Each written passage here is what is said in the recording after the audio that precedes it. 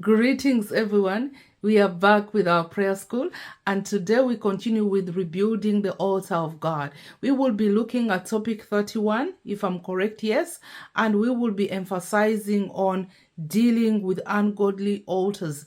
We are going to be talking about rebuilding the altar of God, part 4, session 31, and we are going to be really dealing with ungodly altars. We are going to be looking at practical steps on how we can deal with ungodly altars. It is so important to understand that if we are going to be able to build godly altars around us, and remember, we looked at our godly altars, we looked at the personal altar, and the personal altar must move to a family altar.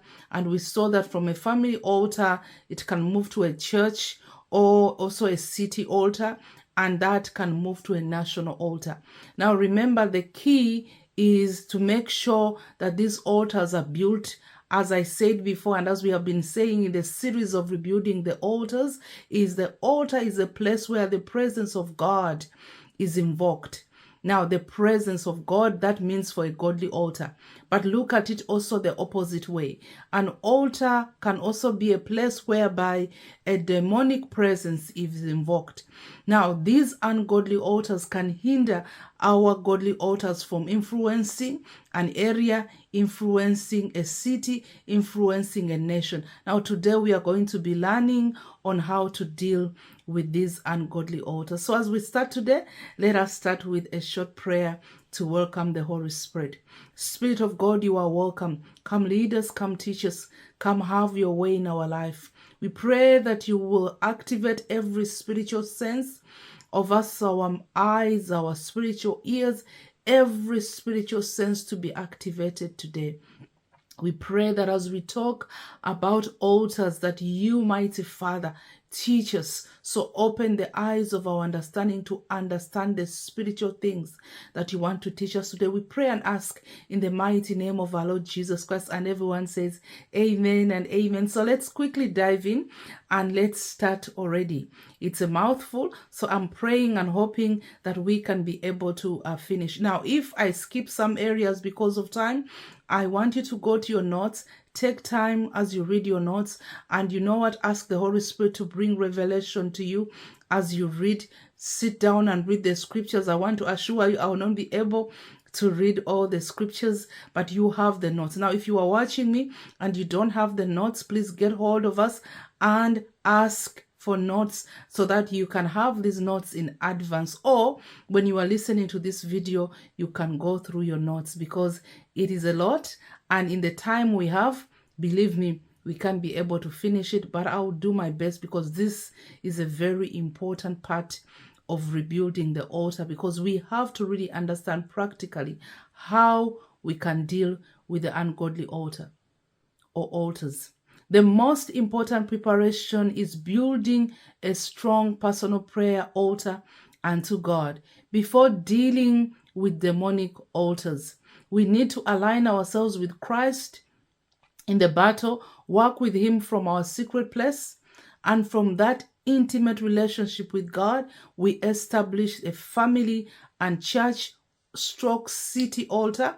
The next step is to become part of the national call to prayer, which we call a national prayer altar, to deal with the nation's sin, the effect of adultery and ungodly altars on the land. Your altar of prayer influences your authority and influence in the spiritual world, and that is going to start with your personal altar. I want to echo this again. Everything is going to start with your personal altar. If your personal altar is not strong enough, you are not going to be able to go to the next altar and influence, which is the family altar. If your personal altar is not strong enough, you will not transition with a strong influence into the church or the city altar.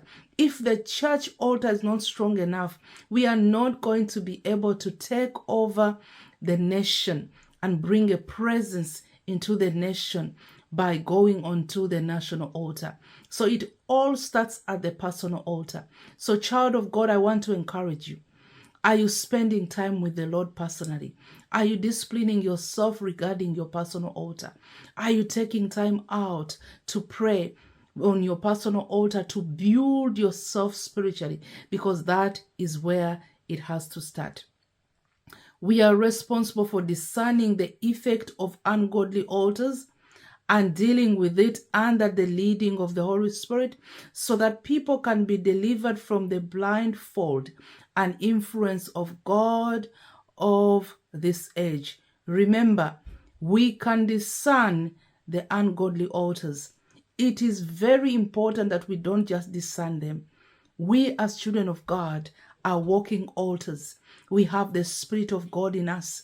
We are and we have been given authority through the name of Jesus. That authority was not given to us to sleep on it, to look around and say, wow, I carry power. It was given to us so that we can deal with things like this. Authority, power is given to deal with the opposite that is resisting and fighting the power of God. Now, when you sense the demonic altars or the ungodly altars around you, it's not just discerning them, but we have been given authority to also make sure we affect the ungodly altar. Why? So that we can bring deliverance to our families, to the people around us, to the ungodly around us, and this is key for them to come to the knowledge of Jesus Christ.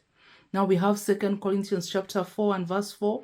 For the God of this age has blinded the unbelievers' minds, preventing them from seeing the illumination light of the gospel of the glory of Christ, who is the image and likeness of God. We need to understand the consequence of ungodly altars and idolatry to deal with it effectively.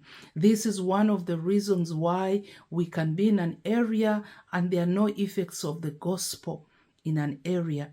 I always say that if we are going to go to an area and do an outreach for the gospel, you know, the ones where we say we are going out this Saturday to reach out to people in an area, we can't do that unless we have gone ahead in the spiritual realm and dealt with ungodly altars in these places. This is one of the reasons why people are so resistant against the light, the gospel, and literally so violent against it.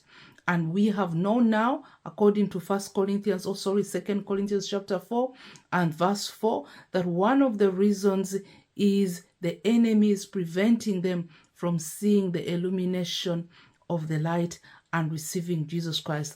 And that is why you, as a prayer intercessor, are needed. That is, you as a child of God are needed to pray, because this is when we can break down these altars. Now, please take time and read Jeremiah chapter 16 and verse 18 and read Jeremiah chapter 2 and verse 7, because these are things that you need to read through. Now I'm going to go to the next part, which I'm looking at time.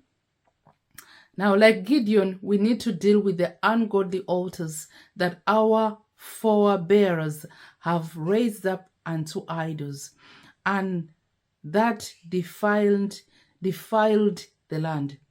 As we have seen in previous sessions, God establishes everlasting promises and covenantal inheritance with Abraham's altar. Satan uses the same principalities to disinherit us. As we embark on this phenomenal journey with the Lord of redeeming our land, we have the Holy Spirit that will lead us in all truth. He will help us to be fascinated with information, but will also highlight what is needed to repent, demolish in the spirit, and how to establish God's kingdom on the earth. He will help us deal with the demonic influence by speaking to us in dreams, vision, scripture, divine connections with people who expose the dark hidden things that we need to deal with. Remember, child of God, your helper is the Holy Spirit. Your helper is the Holy Spirit. Get connected to the Holy Spirit. Yield and listen to the Holy Spirit. That is your helper. As we said, the grandest altar of all is still mighty and speaking the finished work of the cross of Calvary. That is the grandest altar of all. We need to apply what Jesus did on the cross to what the evil one still is trying to establish in our lives and in our communities. This is how we deal with hindrances to prayer as well as God-ordained purpose for the church. The effect of ungodly altars can often block our calling and assignment in the Lord because we get used to demonic oppression in the regions where we stay. Because we get accustomed to spiritual oppression, we usually find ourselves submitting to evil spirits and miss the mark individually or as a family. That is why God would never ever so often send an apostolic leader into an area to sort out strongholds so that the church can be revived and can be able to grow. Now, when we talk about satanic altars, they don't just only affect the ungodly, but they also affect you as a person in your assignment with God, and they also affect your spiritual growth. And these are things that we have to know. So where do we start regarding this? Number one, we have to do what we call spiritual mapping. That we call an overview. Spiritual mapping is basically the process where we research the spiritual condition of the family line, of your community, of your city, and the state of your nation for the purpose of informed intercession, prayer, evangelism, and transformation. Mapping is the research tool. It is the discipline of diagnosing the obstacles to the revival we long for, and it answers three important main questions. Number one, what is wrong with my community? Number two, where did the problem come from? And thirdly, what can be done to change things? So we do this by researching the spiritual condition of the churches in the area, attempting to determine the significant patterns of sin common to the area, determining the demonic activity for the area, identifying the names of spiritual principalities and powers of the area for the purpose of spiritual warfare. We can say that spiritual mapping is an exercise that leads to obtaining spiritually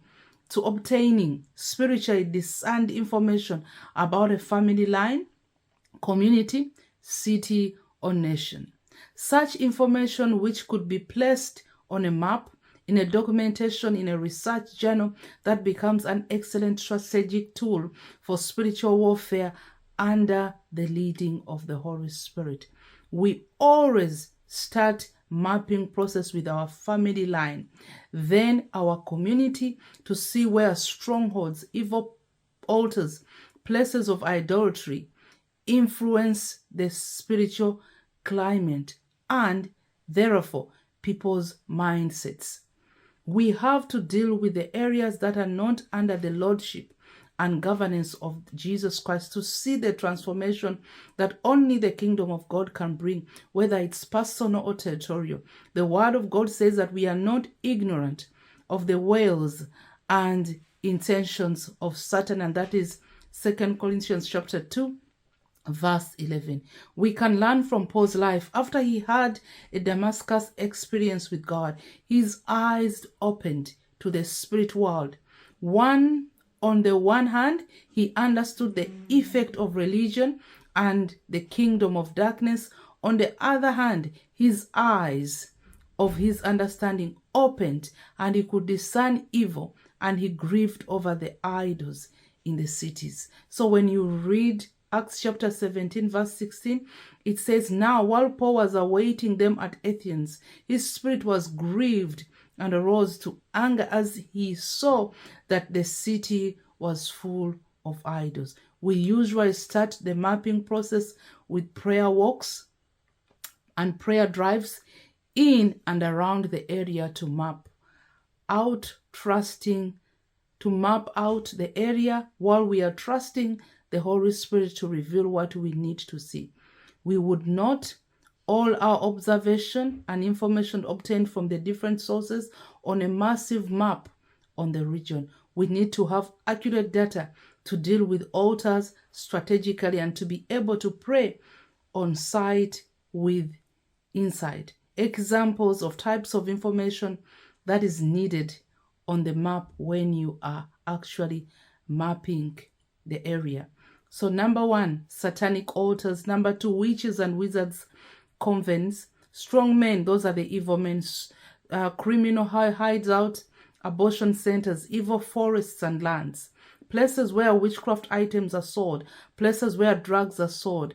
Ancient places of slavery. Ancient gates and entrance into your city. Schools, markets, churches, police stations, hospitals, hotels, brothels, occult centers, false churches, secret trees where they worship idols and ancestors, places near rivers where they worship idols and ancestors, and so much more. And those are things that we need to look out for when we start to map an area, which we call spiritual mapping. This is something that I feel is so important if we are going to be able to build the altar of God. Have a blessed evening.